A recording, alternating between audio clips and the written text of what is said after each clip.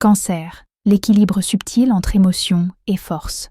Le cancer est souvent perçu comme trop sensible, trop émotif, trop vulnérable.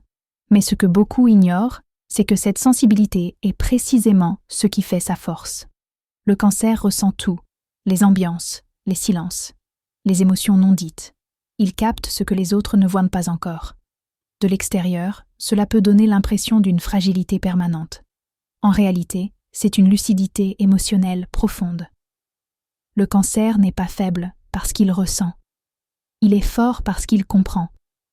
Lorsqu'il aime, il protège. Lorsqu'il s'engage, il le fait entièrement. Et lorsqu'il souffre, il encaisse en silence, sans chercher à être vu. Sa force ne crie pas. Elle veille, elle tient, elle reste, même quand tout vacille.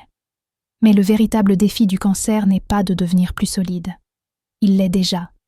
Son défi est d'apprendre à ne plus porter ce qui ne lui appartient pas, à poser des limites sans se sentir coupable, à comprendre que protéger les autres ne doit jamais signifier s'abandonner soi-même. Le jour où le cancer trouve cet équilibre, il cesse de subir ses émotions.